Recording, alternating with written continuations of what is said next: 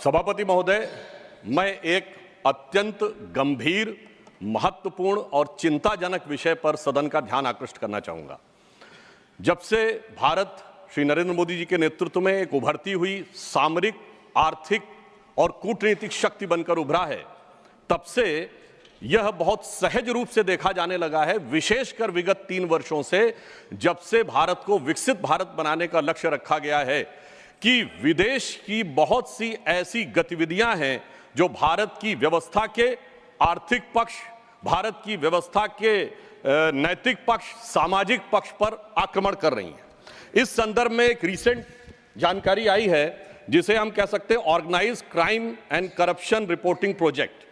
A French publication has recently published its own report based on its investigation on the Sarajevo-based OCCRP, Organized Crime Corruption Reporting Project. This new report of the media report has claimed. You will lay the report on the table of the House. जी। Go ahead.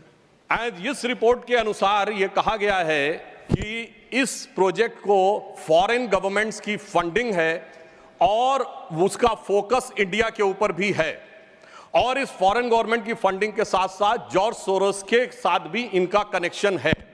अब ये केवल हम एक report के आधार पर नहीं कह रहे हैं सभापति महोदय, मैं सदन का ध्यान आकृष्ट करना चाहूंगा कि विगत 3 वर्षों से ये क्या एक संयोग है कि जिस समय भारत की संसद का सत्र चलता है, मैं सिर्फ एक संयोग बता रहा हूं, भारतीय फार्मर्स के बारे में रिपोर्ट आती है 3 फरवरी 2021, बजट सत्र है 29 जनवरी 2021। पेगासस रिपोर्ट आती है 18 जुलाई 2021, मानसून सत्र है 19 जुलाई 2021। उसके बाद 31 जनवरी 2023 से भारत की संसद का बजट सत्र शुरू होता है और 24 जनवरी 2023 को हिंडनबर्ग रिपोर्ट आती है। जनवरी 2023 में भारत की संसद का सत्र शुरू होता है और 17 जनवरी 2023 को बीबीसी की डॉक्यूमेंट्री आती है, इंडिया द मोदी क्वेश्चन। और गंभीर महत्वपूर्ण बात है, 20 जुलाई 2023 को भारत की संसद का सत्र शुरू होता है और मणिपुर वायलेंस का वीडियो 19 जुलाई 2023, ठीक एक दिन पहले जारी होता है। पूरे सीक्वेंस में अगर हम चलें तो महोदय मैं याद दिलाना चाहूंगा कि 10 मई 2024 को कोविड वैक्सीन के बारे में एक रिपोर्ट छपती है, जिस समय भारत का चुनाव प्रचार अपने पूर्ण उसके ऊपर था।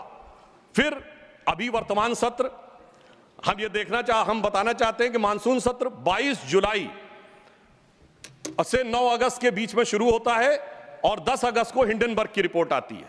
वर्तमान सत्र 25 नवंबर से प्रारंभ होता है और 20 नवंबर को अमेरिकन कोर्ट के एक अटॉर्नी की रिपोर्ट आती है एक बिजनेस हाउस के संदर्भ में। मैं सिर्फ देश के सामने बात रखना चाहता हूं।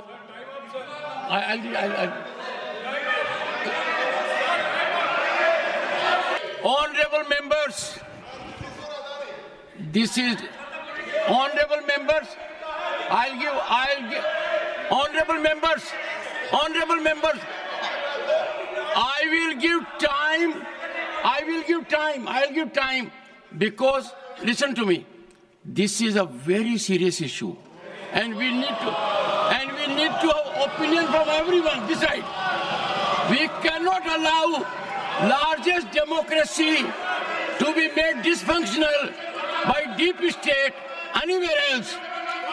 This house should be united in neutralizing any trend, any initiative that is pernicious, dangerous to our sovereignty. I allow Sudhanshu Trivedi to continue. मैं सिर्फ ये बताना चाहता हूं कि विगत चुनाव भारत के राजनीतिक इतिहास के एकमात्र चुनाव थे जब विदेश में कोई रिपोर्ट नहीं, मैं विपक्ष सदस्यों से कहना चाहता हूं, रिपोर्ट नहीं, भारत के इतिहास का एकमात्र चुनाव था जब विदेश की एक गवर्नमेंट ने, रशियन गवर्नमेंट ने ऑफिशियल स्टेटमेंट दिया कि भारत के चुनावों में विदेशी हस्तक्षेप हो रहा है। ऐसा भारत के इतिहास में कभी नहीं हुआ और इसके बाद दूसरी सरकार के द्वारा उसका खंडन किया गया। महोदय, मैं अपने विपक्ष के साथियों से पूछना चाहता हूं कि यह जान के हो रहा है या अनजाने में? अगर अनजाने में हो रहा है तो ईमानदारी से आइए और खुलकर चर्चा करिए। यदि जान के हो रहा है तो मैं अनुरोध करना चाहूंगा कि इसके ऊपर गहन जांच होनी चाहिए, क्योंकि निरंतर सभापति महोदय, मैंने कोई घटना कोट नहीं की है, मैंने केवल एक रिपोर्ट कोट नहीं की है, मैंने 3 वर्षों का सीक्वेंस दिया है और जो सदन में में बैठा हुआ हर व्यक्ति इसके साथ अपने साथ बिल्कुल साफ साफ उसे देख सकता है।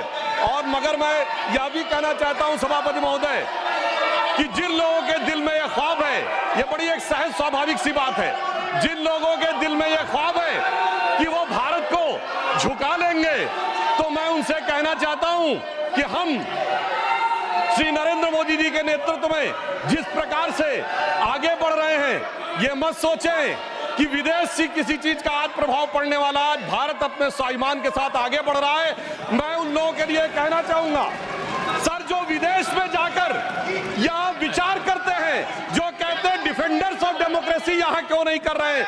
सर डिफेंडर्स ऑफ डेमोक्रेसी जिनको कहते थे वो प्रधानमंत्री जी की तारीफ कर रहे हैं। इसलिए मैं कहना चाहूंगा, विदेश का लाभ लेकर, विदेश की छाव लेकर जो भारत में हो रहा है, उनके लिए एक पंक्ति कहना चाहूंगा कि अपने वतन पर सदियों तक है रही हुकूमत गैरों की, लेकिन कुछ चेहरों पर अब तक धूल है उनके पैरों की।